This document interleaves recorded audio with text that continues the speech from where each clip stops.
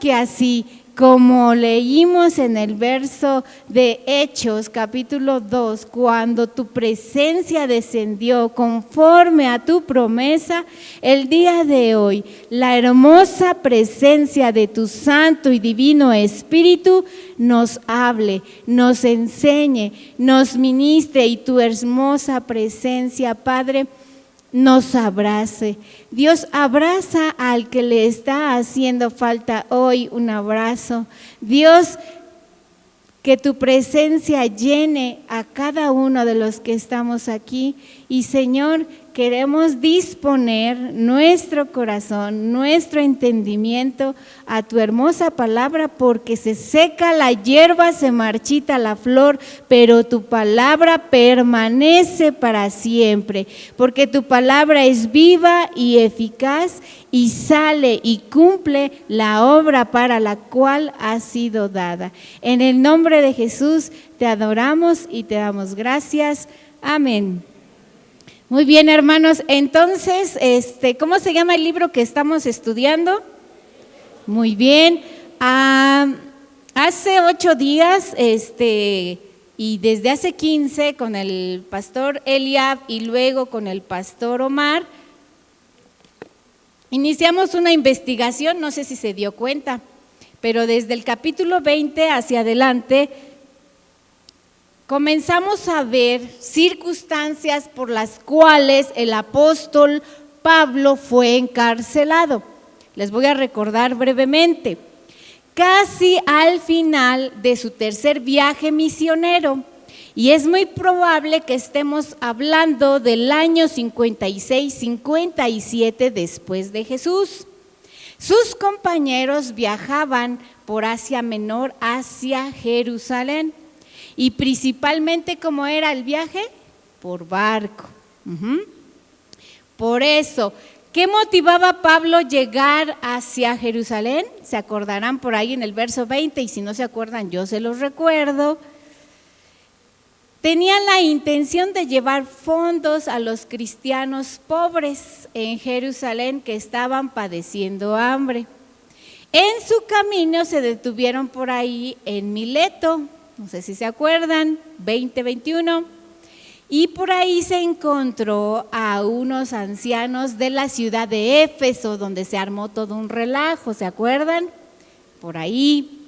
Y durante esta reunión, Pablo revela a los que se encuentran con él que el Espíritu Santo ya le había advertido que sería encarcelado cuando llegara a Jerusalén. Incluso tenemos algunos de sus acompañantes que le dijeron, pues mejor no vayas, ¿no? Bueno, por ahí leemos, vamos a ver, vamos a ubicarnos para que más o menos vayamos iniciando como un tipo de introducción. Del capítulo 20, en el verso 22 al 24. Capítulo 20, del 22 al 24, un breve resumen. Ahora, he aquí, ligado yo en espíritu, voy a Jerusalén sin saber lo que allá me ha de acontecer. No es tan cierto que no sabía, porque fíjense el 23, salvo que el Espíritu Santo por todas las ciudades me da testimonio diciendo que me esperan prisiones y tribulaciones. Me llama la atención que Pablo diga que por medio del Espíritu Santo le da testimonio, pero ¿quién les decía que iba a ser encarcelado? Pues eran los que estaban con él. O sea que el Espíritu Santo usa a los demás para hablar. Qué interesante. Y dice el 24, pero de ninguna cosa hago caso, ni estimo preciosa mi vida para mí mismo, con tal de que acabe mi carrera. Eso yo lo tengo subrayado, hermanos. No van a alcanzar a verlo, pero a ver, el versículo que sigue. Bueno, es que Hechos es un libro de mis preferidos, y dice este verso 24, con gozo y el ministerio que recibí del Señor Jesús para dar testimonio del evangelio de la gracia de Dios. Hermanas, todos podemos dar testimonio de Dios, porque dice Pablo que el ministerio que recibió, pero si tú ya recibiste a Jesús en tu corazón, tú ya tienes también ministerio. Y ese ministerio que debes y tienes que ejercer debe ser con gozo, no que, ay, ya me toca otra vez vender, ay, ya tengo que dar clase, ay, ya tengo. No, dice Pablo que con gozo, así, contentos. Bueno, ahí está un resumen de eso. Y luego, hermanos, más adelante, en muchas de las ciudades que Pablo visitó, los creyentes le profetizaban que lo encarcelarían. Y por eso Pablo se da cuenta una palabra nueva que significa que el Espíritu Santo compelió. ¿Qué significa compeliar o compelir? Significa obligar a hacer algo que no queremos. Así como cuando queremos parar a los niños a la escuela y la mamá compele con los niños. Muy bien. Así que Pablo sabía que estas profecías no eran solo para disuadir su discurso y su curso, sino para prepararlo. Me recuerdo las palabras de Jesús: a ver, en este mundo tendréis aflicción. Y entonces, ¿por qué se sorprenden si nos enfermamos, si alguien muere? Hermanos, ya estamos advertidos, ¿sí? Vamos a estar enfermos y vamos a pasar por circunstancias difíciles. Pero todas esas circunstancias no son para disuadirnos, hermanos, del curso, sino para prepararnos para próximas bendiciones. Él tenía muchos enemigos en Jerusalén. ¿Quién? Pablo. Y sabía que podría ser arrestado, encarcelado cuando llegara. Pero, ahí va. Y desde aquí debemos de tomar y apropiarnos esta palabra. También sabía que este sufrimiento era parte del plan de Dios, porque a veces pensamos, pero esto, ¿por qué Dios lo permitió? Porque está todo dentro de sus planes. Avanzamos para acabar con nuestra introducción y repaso. Hechos capítulo 21:13. Dice, Hechos capítulo 21:13. Entonces Pablo respondió: ¿qué hacéis llorando y quebrantándome el corazón? Porque yo estoy dispuesto no solo a ser atado, más aún a morir en Jerusalén en el nombre del Señor Jesús. Eso sí, esas son palabras de nuestro Pablo, animado a cumplir su ministerio. Ahora, hermanos, vimos cómo Pablo entra también en conflicto con autoridades en Jerusalén, y ahora vamos a continuar revisando la investigación que yo les dije que viene desde hace 15 días, hace 8 días, hemos estado revisando por qué fue encarcelado nuestro hermano Pablo. ¿Se acuerdan? ¿Realmente por qué fue encarcelado? ¿Quién me dice? Muy bien, vamos a ver, recordamos que en el capítulo 21, 28 y 29, 21, 28 y 29, dando voces, varones israelitas, ayudad, imagínense, estaban pero si escandalizados. ¿Quiénes? Pues los religiosos, y empezaron a alzar la voz: oigan, ayúdenos porque acá hay un hombre que está haciendo todo un alboroto, ¿sí? Este hombre que por todas partes enseña a todos contra el pueblo, la ley y este lugar. 3 cosas, pongan atención: contra el pueblo, la ley y este lugar, o sea, el templo. Y además de esto, ha metido a griegos en el templo. ¿Cómo? Sí, el 29. Porque antes habían visto con él a un hombre llamado, ¿cómo? De esos hombres que no necesitan ya apodos, ¿verdad? Y bueno, ¿y este hombre qué era? Era un gentil, ¿sí? Y acompañado por ahí a Pablo en Jerusalén. Entonces, pues por eso estaban enojados. ¿Cómo iba a entrar un gentil al templo? Y vamos a ver. Nuestro tema de hoy empieza en el 22:30.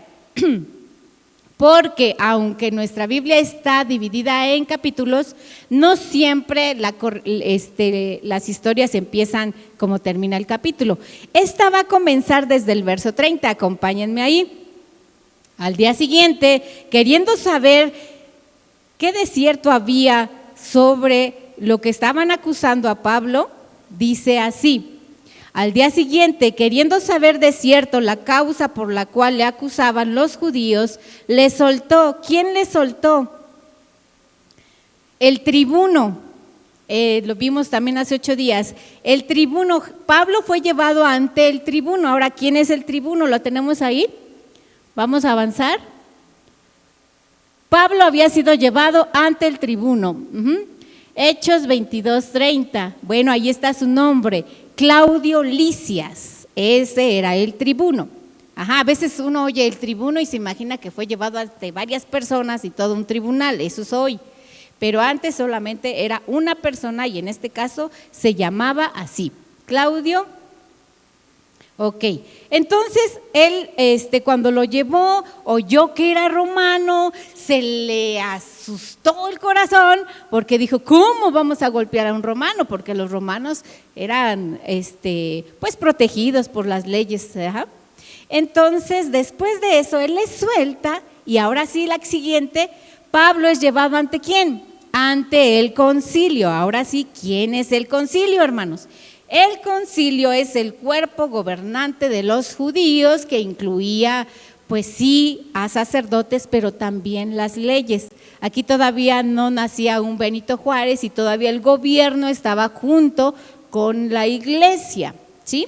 Entonces, es llevado para aclarar las demandas contra él.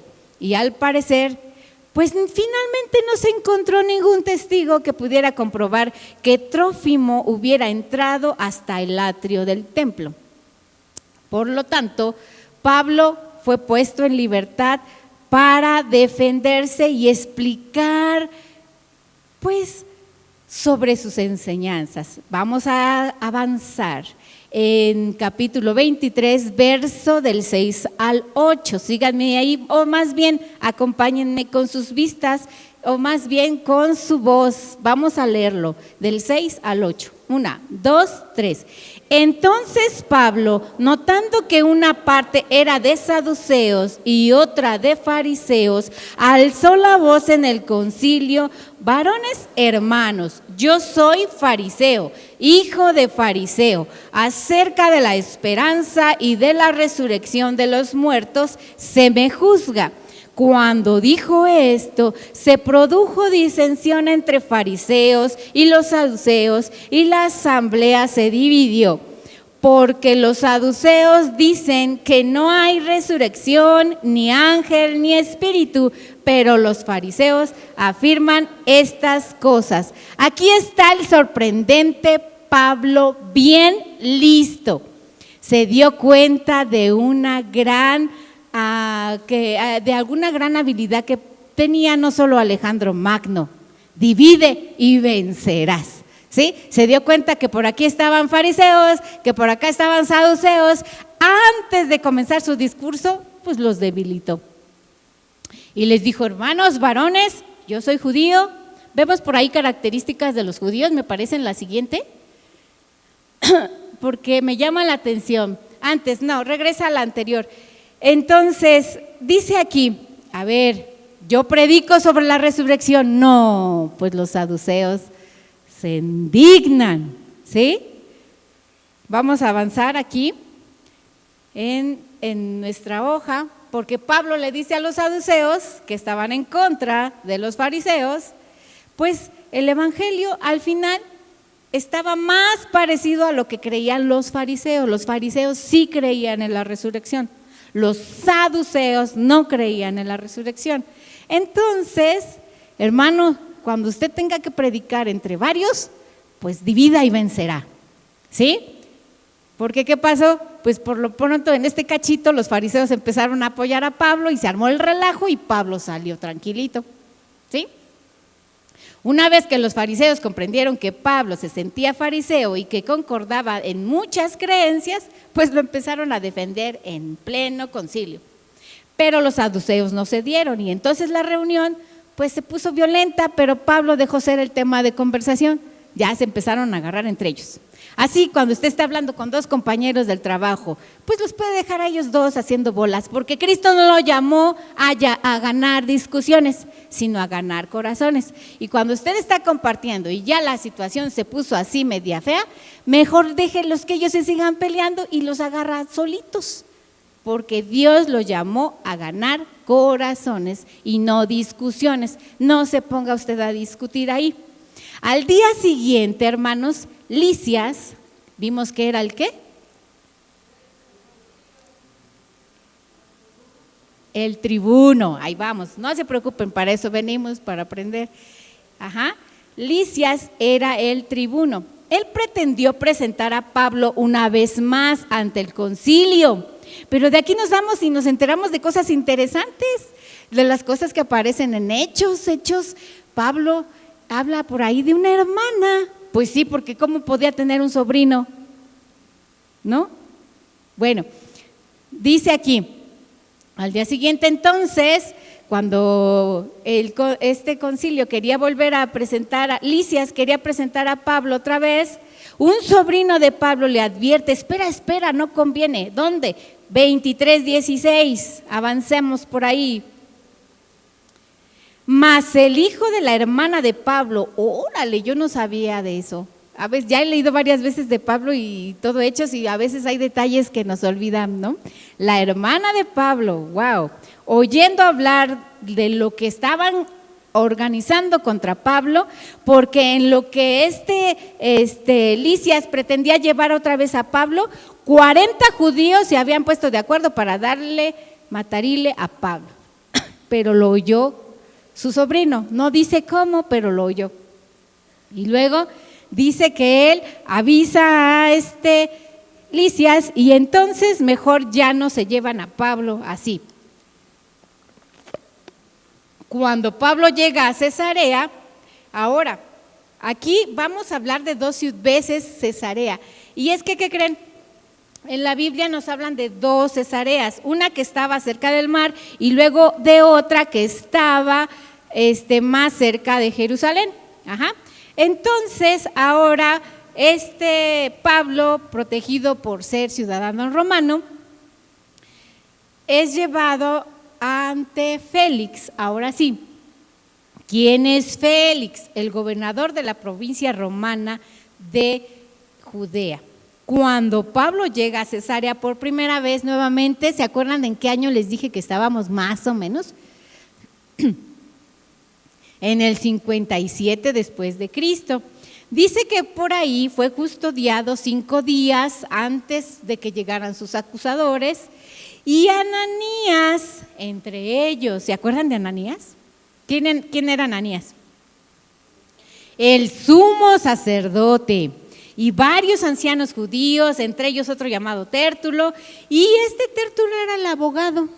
Así todos ellos, era un grupo que estaban acusando a Pablo. ¿Por qué todos estos detalles? Porque recuerden, estamos hablando las situaciones en las que Pablo fue encarcelado. Ahora, avancemos hasta el capítulo 24. Ahí vamos, debemos hoy llegar al 26. Fíjense cómo en el verso 24 vemos a Pablo ante el gobernador llamado Félix. Me gusta mucho el verso 10. Fíjense cómo dice 24:10. ¿Estamos ahí? Habiendo hecho señal el gobernador a Pablo para que hablase, respondió. Ahora sí, el gobernador le da oportunidad a Pablo de hablar. Ahora, ¿ustedes qué se imaginan de estar hablando ante un gobernador? ¿A ustedes ya les ha tocado? Pero alguna persona importante, así de alguna investidura, pues un director, un jefe, ¿es como igual de que hablar con cualquier otro? ¿Quién sabe por qué siempre las posiciones imponen, verdad?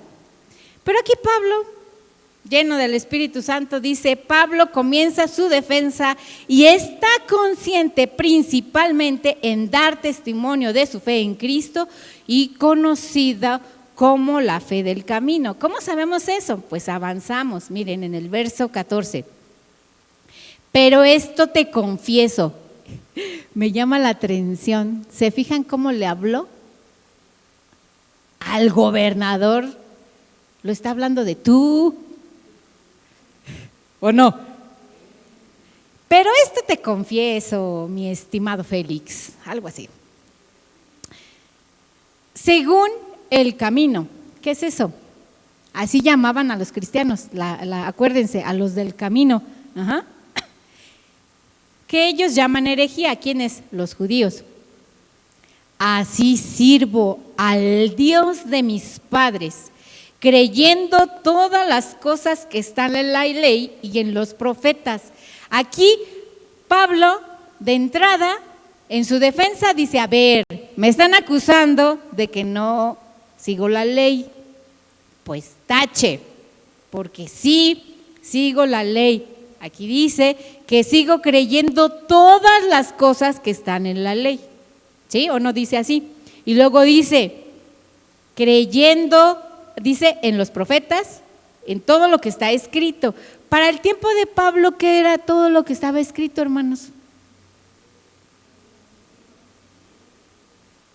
Pues claro, ya estaba el Antiguo Testamento, Isaías. Por mucho la hermana Betty leyó Isaías 42, por mucho Isaías a mí es uno de mis libros favoritos, porque mucha gente piensa que la palabra redentor, salvador, misericordia es cosa del Nuevo Testamento, y no, ustedes las van a encontrar en Isaías. Yo sé que mi redentor vive, está en Isaías, yo soy tu salvador, está en Isaías, y tendré misericordia por ti cada día, está en Isaías. Isaías es por mucho el primer evangelio, hermanos. Entonces, me encanta su defensa, su confianza de Pablo, y dice, y confía en este detalle, algo que tal vez es medio parecido a nuestros gobernantes. Ahora, en la misteriosa providencia de Dios, Félix era un gobernante deshonesto. O sea, hacía algo parecido a los gobernantes de México. Y basado en las insuficientes acusaciones contra Pablo, Félix hubiera podido soltarlo. ¿Saben eso? Después de que Pablo acaba su defensa, no hay delito, no hay pruebas. Pablo pudo haber salido libre. Pero como dice aquí, gracias a la providencia de Dios, tenía gobernante corrupto. Así como que nos hace pensar, ¿pero por qué? Pues porque Pablo siguió encarcelado, ¿sí? Y él vio una oportunidad para aprovecharse de la situación. ¿Quién? Félix, que empezó a llamarlo. Vente, Pablo, vamos a platicar. Dice la Biblia que estaba esperando que le ofreciera una lana para que saliera, pero ¿qué creen? Que Pablo no. Cada vez que Pablo se presentaba delante de Félix era para dar testimonio acerca de Jesús. Me encanta, hermanos. Vamos a avanzar al versículo 24-26. Sí, del capítulo 26, capítulo 24, el verso 26. Esperaba también con esto que Pablo le diera dinero para que le soltase, por lo que por muchas veces le hacía venir y hablar. ¿Cuántos años estuvo Pablo preso aquí en esta Cesarea? Pablo dice aquí en el 27 que esto pasó 2 años. 2 años Félix lo tuvo sin causa, sin motivo aparente. Porque, hermanos, aquí en el verso 23, hacia atrásito, hermanos, este versículo 23 es muy importante. Vean, Hechos 24-23. Y mandó al centurión que custodiase a Pablo, pero que le diese ¿qué? ¿Qué le dio? Libertad. ¿Libertad para qué, hermanos? Y que no impidiese que le sirvieran, que lo visitaran. ¿Qué ¿Qué creen que hizo Pablo durante esos 2 años? La siguiente. Pablo escribe 4 cartas desde la cárcel. No sabemos cuáles escribió en esa cárcel, porque de hoy en noche vamos a ver 27 y 28 de Romanos, de Hechos, pero Pablo ya está preso en Roma y también son 2 años, en total 4. No sabemos cuáles, pero sí sabemos que durante esos 2 años que Pablo disfrutaba de un escritorio, de un lugar donde estaba alejado del bullicio y de todo eso, se dedicó a escribir. Y ahí están, hermanas, para que lo anoten, se lo aprendan de memoria, las 4 cartas que Pablo escribe. No sabemos cuál de las 4 se escribe aquí, pero fueron los Colosenses, los Filipenses, Filemón y Efesios. Y fueron en total 4 años, 2 aquí y 2 en Roma. No sabemos cuáles, pero sabemos que escribió ahí. Entonces, aunque Pablo pudo haber salido de la cárcel, no fue voluntad de Dios que saliera, porque tenía un propósito ¿qué? Mayor. A veces ustedes y yo estamos en prisiones, estamos enfermos, estamos luchando con diferentes cosas, incluso nos pudiéramos sentir presos. Y le pedimos a Dios y Dios no nos saca de ahí, o se tarda. Bueno, su responsabilidad y la mía es hacer lo que hizo Pablo, estar convencido de que su parte era obedecer el propósito de Dios y hacer lo que a él le tocaba. Se puso a escribir. Y la clave para eso, hermanos, es estar convencido de que está cumpliendo y viviendo conforme al propósito de Dios. Pregunta importante para todos los que estamos aquí. Hoy, 17 de noviembre del 2024, ¿ustedes están convencidos, seguros de que están viviendo conforme al propósito de Dios para su vida? Y si no fuese así, ¿qué tenemos que hacer? ¿Sí? Antes que Pablo fuera enviado a Roma, tuvo la oportunidad también, hermanos, de explicar su caso al rey Agripa. Y ahí vamos a avanzar al capítulo 25, el verso 13. Y toda esta situación de Agripa, gobernador, se lleva desde el capítulo 25, verso 13, hasta el capítulo 26, versículo 32. Pero vamos a ver detalles importantes. Ahora Pablo está frente a Agripa. Y aquí vamos a hacer uso de las explicaciones que nos dieron ya con anterioridad de Hechos. Porque ¿quién es Agripa? Pues Agripa era un descendiente de Herodes. ¿De cuál de los 4? ¿Avanzamos? ¿De cuál de los 4? De Herodes el Grande. Agripa es muy seguro que era como un nieto por ahí, y él creció en Roma. Y entonces Agripa, hermanos, no era cualquier gobernador como los demás. Agripa tenía detalles interesantes. Como descendiente todavía no, entonces nos quedamos en la anterior, hermano, perdón. Como descendiente del gobernador el Grande, ¿sí? De Herodes el Grande, y creció en Roma. Es importante, hermanos, porque sabía las costumbres de la corte de Roma. Pero también, hermanos, sabía sobre la ley de los judíos, sobre la religión de los judíos. ¿Ustedes creen que todo es casualidad? Que la persona ante la que Pablo iba a presentar defensa sabía de los judíos, sabía de las leyes y sabía de la religión judía también. Entonces, por eso Pablo está muy contento de poder presentarse ante Agripa, ¿sí? Y hermanos, dice aquí que Agripa, entre todas sus ocupaciones, estaba encargado de los asuntos del templo, por lo que tanta autoridad tenía que él elegía al sumo sacerdote. Ajá, ahí estamos, eso lo vemos en el 26:1. Capítulo 26:1, defensa de Pablo. Entonces Agripa dijo a Pablo: se te permite hablar por ti mismo. Y Pablo, extendiendo la mano, comenzó así su defensa. Pero vean el verso 2, tengo por dichoso, estoy feliz, estoy contento. Hermanos, tiene 2 años en la cárcel, más o menos. Y dice que ¿qué? A ver otra vez, hermanos, ¿cómo estaba Pablo? ¿Y ustedes cómo están, hermanos? Y si no están dichosos y si no están felices, pues hay que orar.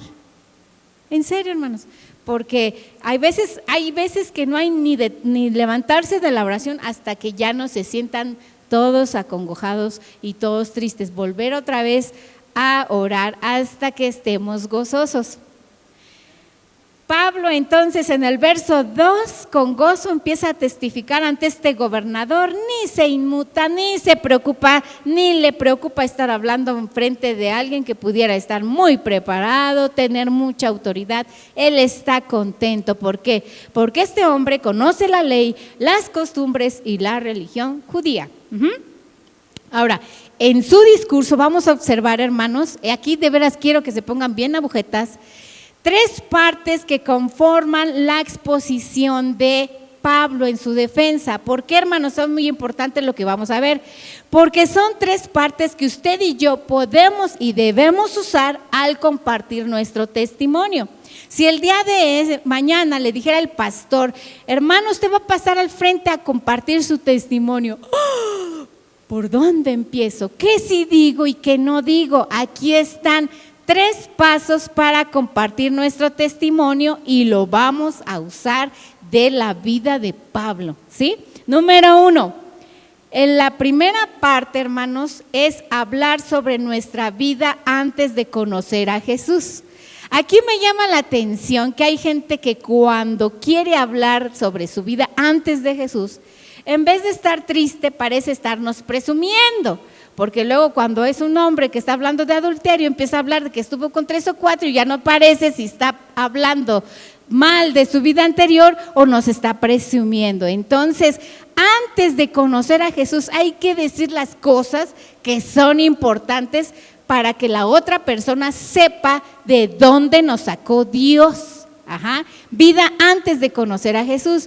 Entonces, en este discurso, desde el verso 1 hasta el verso 8, Pablo dice 3 cosas importantes. Número 1, dice que él es fariseo. Siendo fariseo, hermanos, él fue un circuncidado al 8º día, descendía de la tribu de Israel y no solamente y dice la tribu en específico, la tribu de Benjamín, hebreos de hebreos. Ahí tenemos a Pablo. Antes de conocer a Jesús, un perseguidor de la iglesia de Jesús de Nazaret. Y dice 3, y ahí es donde creo que nos vamos a quedar muy cortos, irreprensible en cuanto a la ley. Usted antes de conocer a Jesús, pues alguna creencia tenía. Y dígame si usted le puede decir a los demás que vivía una vida irreprensible. Yo no sé, pero ahí nos la lleva de calle Pablo. Pero estas son las 3 cosas que Pablo menciona sobre su vida antes de Jesús. ¿Se dan cuenta? En su primera parte, cuando usted quiera compartir su testimonio, es decir, de manera breve, en qué consistía su vida fea, triste, amargada, sin Dios, sin propósito, sin destino, ¿sí? Es fácil y corto y debe ser la más corta, breve. 2-3 minutos hablar sobre nuestra vida antes de Jesús, ¿sí? Y luego pasamos al paso número 2, ¿vamos bien? Experiencia de conversión. Su conversión empieza desde el verso 12, 26, capítulo 12. La experiencia de conversión de Pablo, hermanos. Hermanos, aquí Pablo empieza a decir cómo él iba hacia Damasco, porque iba a perseguir, a encarcelar a los cristianos, pero en esa persecución Dios se muestra a él, Jesús, ¿sí? Y hermanos, yo aquí quiero mencionar que la experiencia de conversión, no solo la de Pablo, sino la de usted y la mía y la de todos, es única. Y es por eso que los testimonios deben de ser eso, testimonios, no son doctrinas. Cuando una persona comparte su testimonio, no es para que tú busques la misma experiencia que esa persona tuvo, o que los testimonios pasen a tomar un lugar arriba de la Biblia, ¿sí? Hay gente que se emociona cuando escucha cosas así, medias, pues así de impactantes como las de Pablo. Imagínate, va caminando tranquilamente, tal vez arriba de un caballo, no sabemos, arriba de un burro, y sabemos que un gran luz lo deja ciego y cae al suelo. Como muchas veces, hermanos, cuando ustedes y yo venimos a Jesús, caemos tendidos reconociendo lo miserables que somos y lo miserable que es nuestra vida sin Él. Entonces, el testimonio es eso, hermanos, un testimonio. No es buscar la experiencia del hermano de al lado o del hermano que ha publicado muchas cosas y que lo vemos en el internet y que es muy conocido. No, eso es su testimonio, hermanos, ¿sí? Es solo cómo Dios le habló, y Dios es tan maravilloso y es tan personal que tu experiencia con Él es personal, ¿sí? Desde que inicia nuestra vida cristiana, la cuestión es personal con Dios.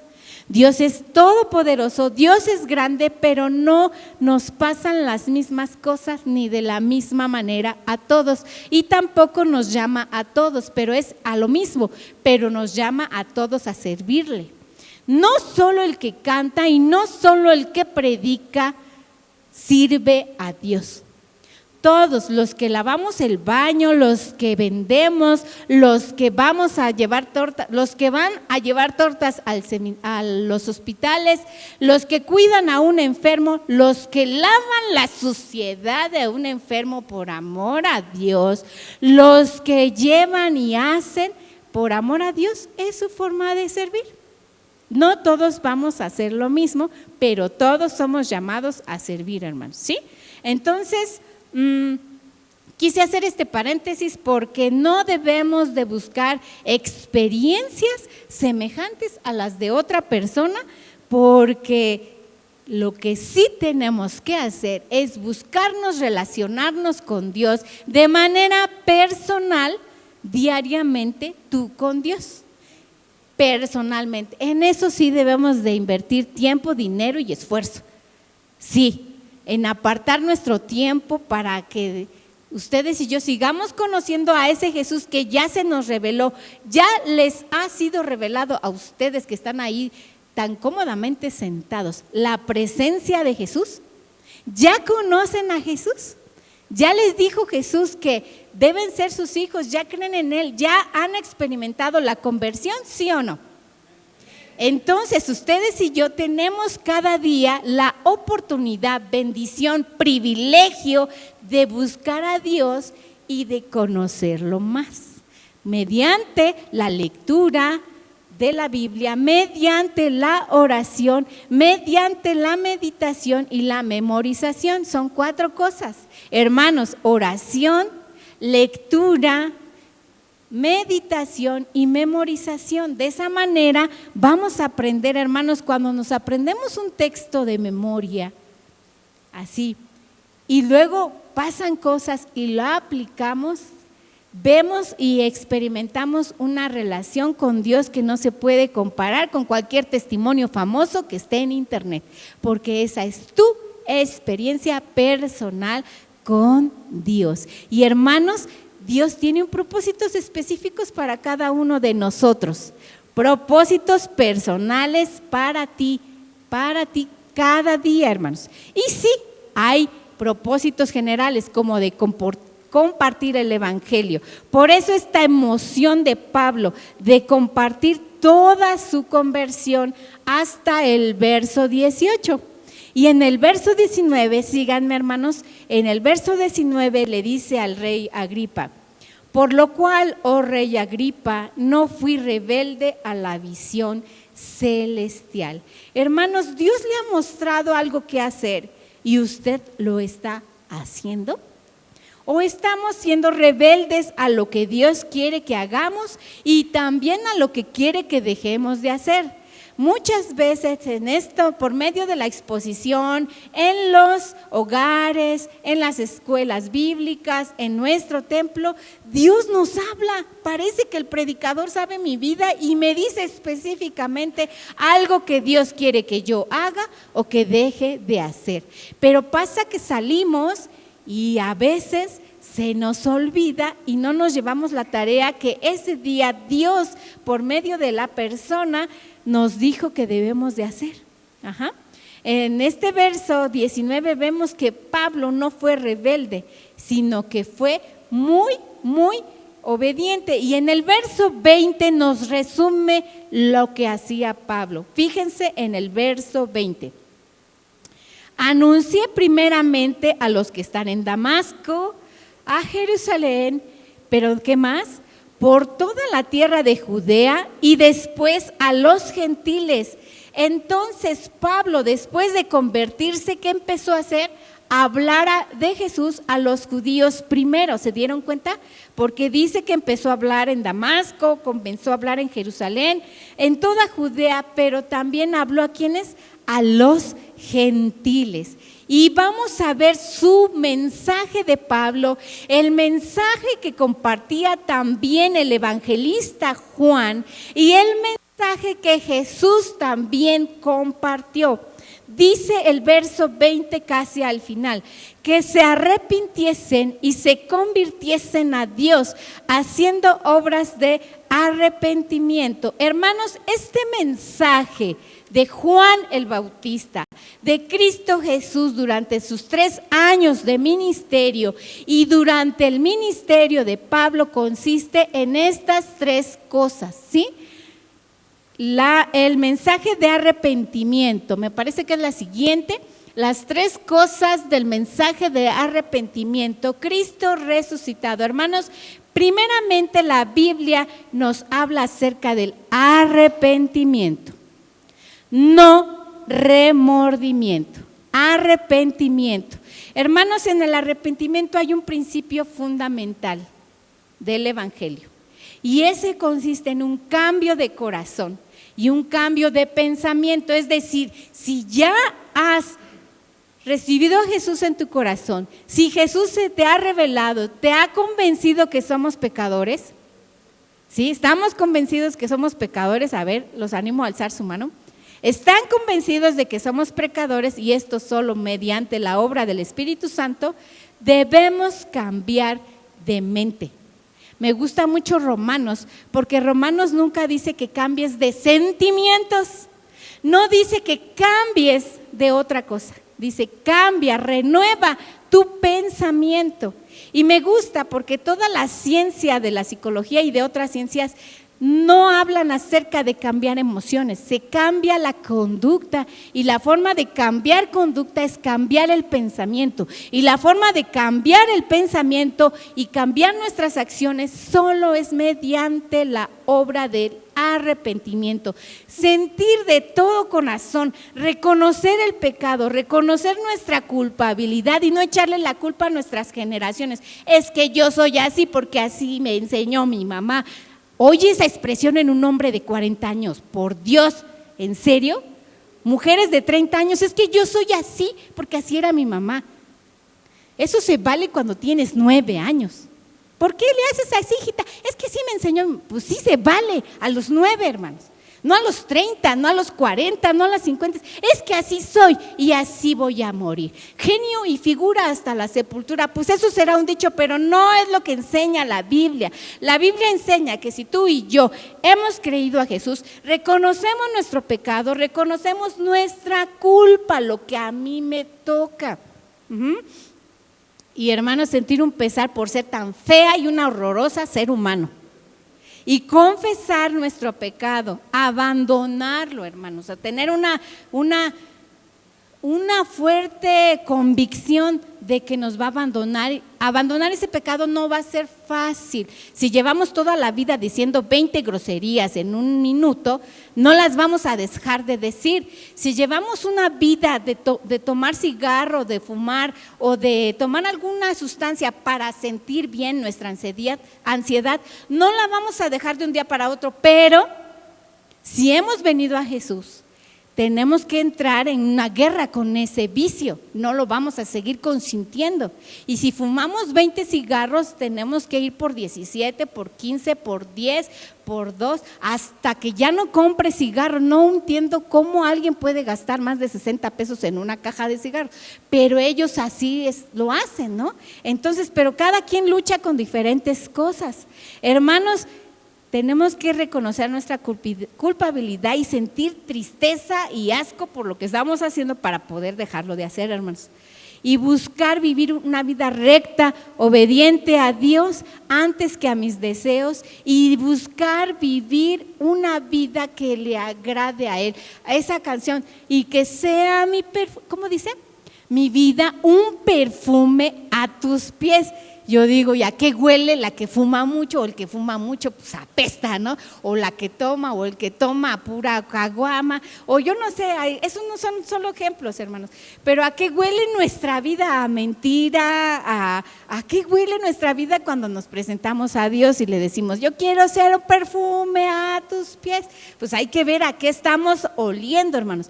Y dice aquí que la fe en Dios, en este resumen del verso 20, dice, arrepiéntanse, esa es la primera parte, y 2, conviértanse a Dios haciendo obras dignas de arrepentimiento. ¿Por qué? Porque si yo dije, es que sí, ya me arrepentí, y ahí estoy otra vez, pero muy feliz. Y dice que el pecado y el problema del pecado es la práctica. O sea, lo sigo practicando con la naturalidad, no me pesa, no me entristece, no me avergüenza.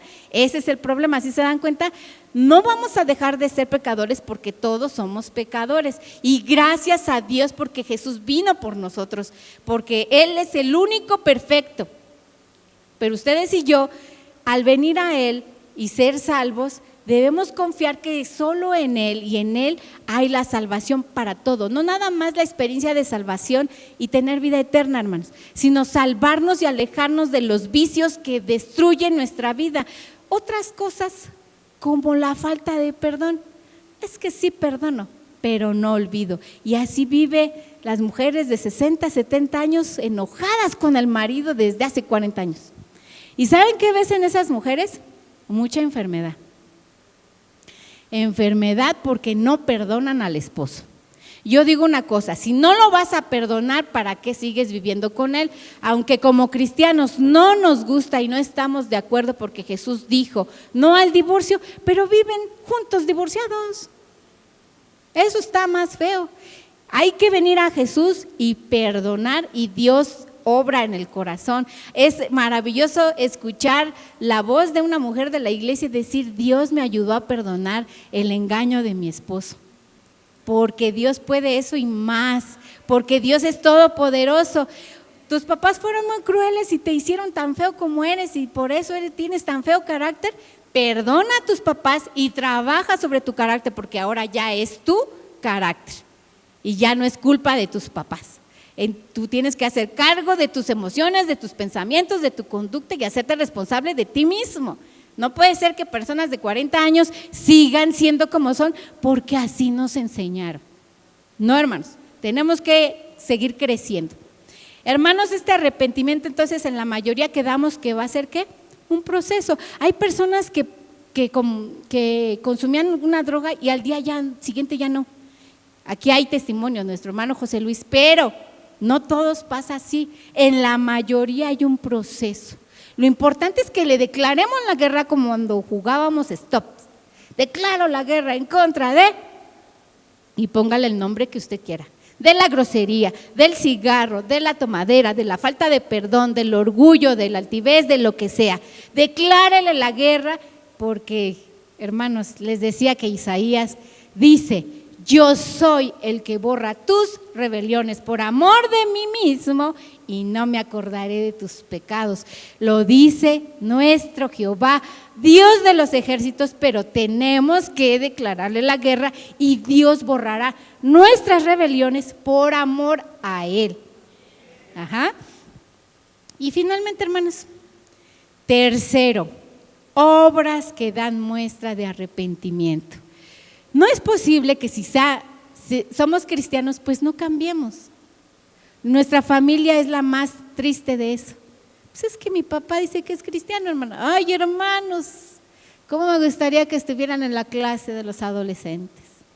Porque hay señoritas que me dicen cómo les hablan sus papás y yo los veo aquí sentados y nada más porque Dios es bueno, no me acerco y los jalo de las greñas.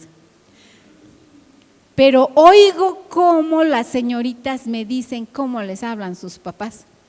Hermanos, obras de muestra de su arrepentimiento. Finalmente sabemos que somos salvos por la obra de Jesús. No somos salvos por las obras. Pero hermanos, siendo salvos, tenemos que tener muestra de obras. Porque esas obras son las que dan el testimonio de nuestra fe. ¿Cómo pueden saber los demás que sí creemos si no hay obras de arrepentimiento? Hermanos, las cuales Dios ha preparado para que ustedes y yo andemos en ellas, nos lo enseña Efesios, porque somos hechura suya, creados en Cristo Jesús para buenas obras. Si nada más nos hubiera llamado para ser salvos, ya nos hubiéramos muerto y ya estuviéramos en el cielo. Pero aquí estamos. ¿Para qué? ¿Por qué? Porque ustedes tienen un propósito. Todos tenemos un propósito, porque somos hechura suya, creados en Dios, en Cristo Jesús, para buenas obras, las cuales Dios preparó de antemano para que anduviésemos en ellas. Efesios 2:10. No le des lugar a la flojera. Declárale la guerra a esa pereza seductora fea, porque es un pecado. La pereza es un pecado que te aleja de cumplir tu propósito en Dios. Ya los voy a dejar descansar, hermanos. Ya vamos a terminar. Después de oír estos argumentos de Pablo, el rey Agripa, yo no sé, me imagino, y se acerca a Félix y oye, ¿por qué este está encerrado? Hay que dejarlo, ¿qué crees? No podemos, ya apeló a César y ahora lo tenemos que llevar a Pablo a Roma. Era voluntad de Dios que Pablo siguiera encarcelado porque era necesario que Pablo se presente delante de Roma, ahí con el emperador. Hermanos, de hoy en ocho vamos a ver esa defensa de Pablo en Roma. Está todavía más padre que las dos, hermano. A mí me encantan las dos. Las defensas de Pablo, con qué vehemencia, firmeza, tranquila seguridad y gozo él compartía sobre el Señor. Hermanos, Dios tiene en mente algo muy diferente para ti de lo que tú seguramente estás pensando, porque así como todos los hermanos querían que Pablo se saliera de la cárcel, oraban por eso, pero el propósito de Dios es que Pablo siguiera en la cárcel para llegar a Roma y además, nada más ahí, custodiado por 200 soldados. Ahí nomás, así cuida Dios a sus hijos. Hermanos, Dios te va a cuidar, busca el plan, las razones por las cuales a veces no está tan claro por qué estás pasando lo que estás pasando, pero el Señor tiene el propósito de extender su reino en la tierra a través de tu vida. Sí, de tu vida, no nada más del pastor. Sí, de tu vida, Dios quiere que más personas lo conozcan, ¿sí? Y tú tienes personas al alcance que otros no tienen. Hermanos, oremos. Dios, gracias por tu hermosa palabra. Dios, gracias porque nos gozamos al ver que vidas como Pablo han sido tan redituales y tan beneficiosas a tu obra, a tu reino aquí en esta tierra. Al día de hoy, Padre, podemos disfrutar de sus escritos por los que tú le usaste y que nos inspiran a seguir una vida de servicio, una vida de conducta que te agrade. Y Dios, es ahí donde hoy queremos pedirte de tu intervención, de tu ayuda. Dios, solo tú y cada uno de nosotros sabe qué es lo que tienes que cambiar en nuestro corazón para que cambiemos nuestra forma de pensar, para que cambiemos nuestra forma de comportarnos, de conducirnos. Y Dios, demos nuestra vida en servicio a ti con gozo, con alegría, y con cualquier situación en la que nos encontremos, podamos felizmente seguir compartiendo de ti, que tú eres la verdad, tú eres la vida, tú eres el único por el medio por el cual podemos tener salvación hoy. Padre, en ti nos gozamos, en ti nos alegramos, en ti y en ti queremos regocijarnos hoy, porque estamos convencidos de eso, que si no fuera por ti, nosotros no estaríamos aquí. Padre, si no fuera por tu gran misericordia cada día, Dios, no estaríamos disfrutando de estos momentos. Padre, de poder nuestros ojos ver la construcción de este lugar. Dios, es un gran gozo, una gran bendición. No hay palabras para expresarte nuestro gozo y gratitud. Padre, y aún las cosas que faltas por hacer, Dios, gracias te damos como iglesia Aposento Alto, y Dios, de manera muy especial, esa particularidad de ti, de ser un Dios personal, sigue obrando en cada preciosa mujer aquí, en cada varón que se encuentra aquí, en cada uno de los jóvenes que por ahí están aquí. Dios, continúa obrando la obra que has iniciado en nuestras vidas, y no nos dejes hasta que termines el propósito por el cual nos has creado. Dios, alabamos tu nombre, declaramos que tú eres el Señor de nuestra vida y que serás tú el que continúe perfeccionándonos hasta que el día sea perfecto. Alabamos tu nombre en el nombre poderoso de Jesucristo de Nazaret. Amén y amén.